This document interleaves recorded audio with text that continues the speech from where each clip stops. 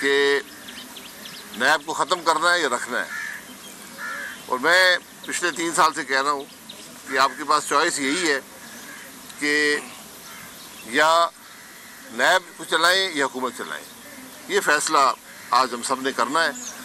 اس میں یقیناً جو اپوزیشن ہے، جو حکومت میں ہے، کیسز سارے اسی پر بنے ہوئے ہیں، تو الزام یہ لگے گا کہ یہ اپنے کیس ختم کروانا چاہتے ہیں۔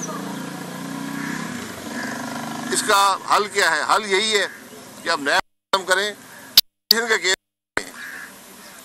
اور ان عدالتوں میں ٹی وی کیمرے لگا کر پاکستان عوام کو دکھائیں کہ یہ نیب کر کیا رہا ہے۔ اس لیے یہی واحد حل ہے۔ اگر یہ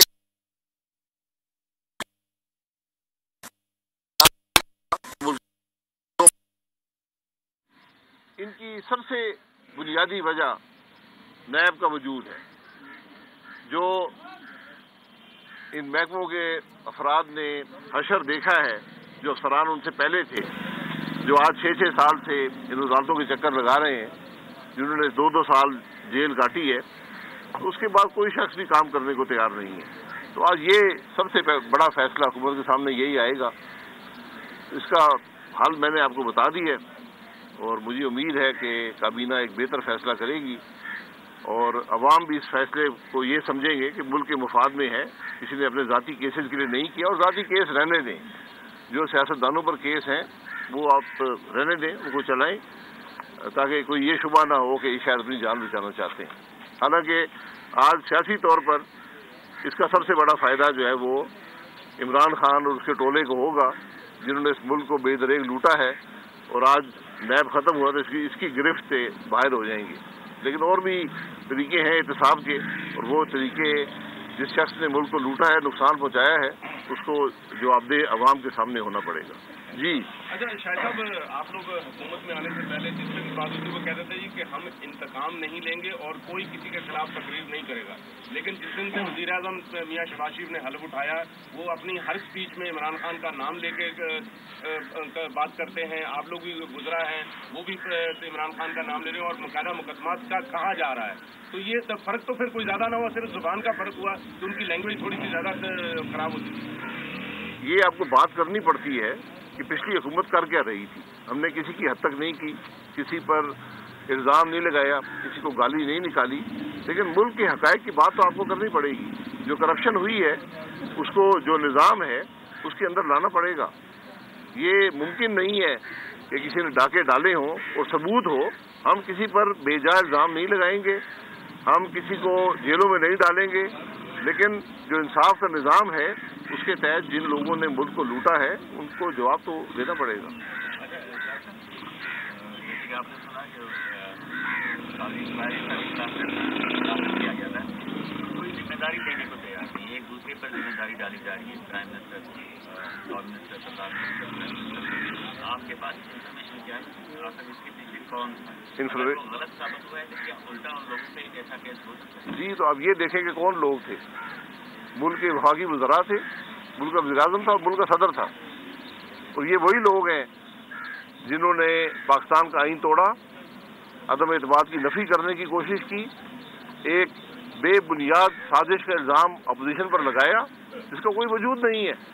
اور آج بدقسمتی ہے کہ اس ملک کے پڑھے لکھے لوگ بھی عمران خان کے اس جھوٹ کو، بہت سے لوگ ایسے ہیں پڑھے لکھے لوگ جو یہ سمجھتے ہیں کہ یہ آدمی سچ بول رہا ہے۔ یہ حقائق جس ملک کے ہوں جہاں نہ صدر ملک کا آئین کو فالو کر سکے، نہ وزیر اعظم کر سکے، توڑیں، ایک سازش کر کے آئین کو توڑیں اور دوسروں پر الزام لگائیں، یہ حقائق کی تحت تو آپ کو پہنچنا پڑے گا۔ کیا یہ درست ہے کہ ڈیولپمنٹ اور جو نان ڈیولپمنٹ اسپینڈنگ کرے اس میں کٹ لگانی جا رہی ہے کیونکہ مہنگائی کو روکنے کے لیے یہی؟ جی، یہ آپ کو کرنا پڑے گا۔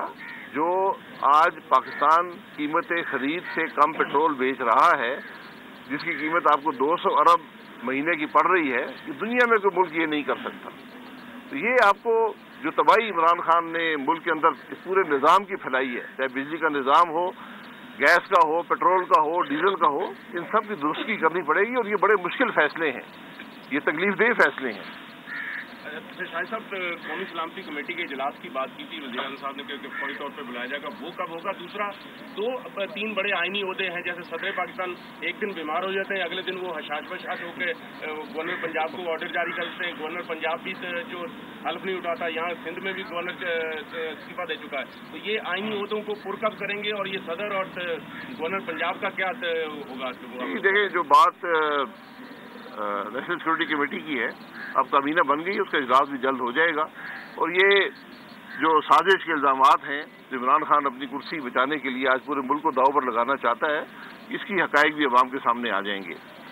जो आइनी ओहदे हैं, आइनी ओहदेदारों को आइन के मुताबिक काम करना चाहिए। ये मुमकिन नहीं है कि मुल्क का सदर एक दिन बीमार हो और एक दिन ठीक हो जाए, और वही मुल्क का सदर जो रात के अंधेरे में पंजाब के गवर्नर को बदल सकता है, ठीक है, अंधेरे में मुल्क के पंजाब के गवर्नर को बदल सकता है, वो आज 5 दिन से समरी लेकर बैठा हुआ है और उसको अप्रूव नहीं कर रहा। और गवर्नर बयान दे रहा है कि सदर जो है वो गवर्नर को बदलता है, हालांकि सदर सिर्फ जो वफाकी हुकूमत की इंस्ट्रक्शंस होती हैं उस पर ऑर्डर जारी करता है। तो ये बदनसीबी है कि आज आरिफ अलवी साहब भी आइन को भूल गए हैं। आइन पढ़ लें, अपनी जिम्मेदारी अदा करें। वो इमरान खान के सदर नहीं है, वो पाकिस्तान के आइनी सदर हैं।